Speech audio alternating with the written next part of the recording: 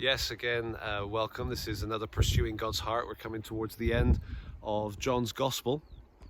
And John chapter 19 is the chapter in which the crucifixion takes place. And I want to draw your attention to a verse right after the crucifixion. So down in verse 31, there's kind of the immediate follow-up. The Sabbath is coming, time is short. They want to make sure that the people aren't hanging on the crosses during the high day of Sabbath, especially the Passover Sabbath that it was. And so the soldiers came and they broke the legs of the first person and then the other that had been crucified with him. But when they came to Jesus and saw that he was already dead, they did not break his legs.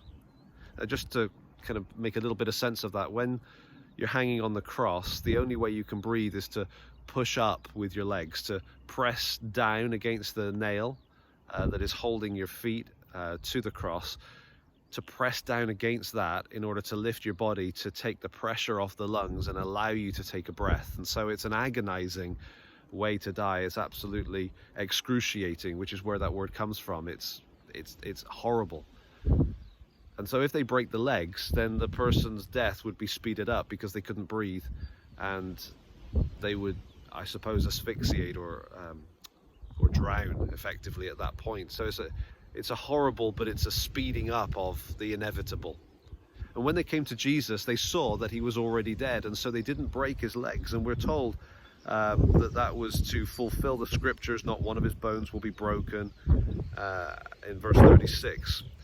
But what they did was, seeing he was already dead, just to confirm it, the soldier thrust his spear into Jesus' side, and what came out, the blood and what looked like water, was proof that Jesus was already dead. The fluids around the heart had already separated and so on. So I don't want to focus particularly on the gruesome sort of medical realities of the cross. Really what I want to draw our attention to is what it says in verse 35. John is writing this and he's giving these details, and he says in verse 35, "He who saw it has borne witness, his testimony is true, and he knows that he is telling the truth, that you also may believe." Notice the repetition in that.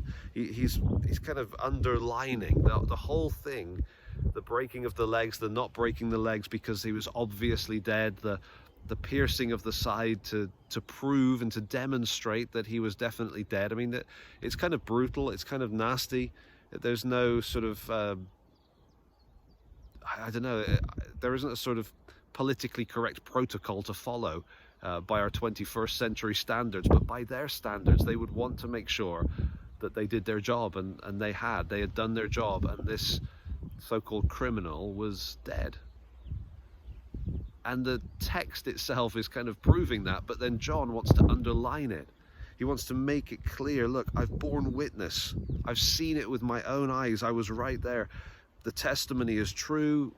It's clear that I'm telling the truth. I know I'm telling the truth. Why does he underline it?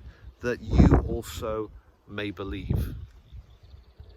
Sometimes I think the crucifixion is at risk of being a little bit mythological for us, like it's a thing we've heard about our whole lives, and we've heard it in sort of stained glass window or children's storybook form. But the brutal reality of it is that it is true, and John wants us to know that, and he wants us to believe it, to trust it, to be certain of it, that Jesus died on the cross for us, and he wants us to place all of our trust in him.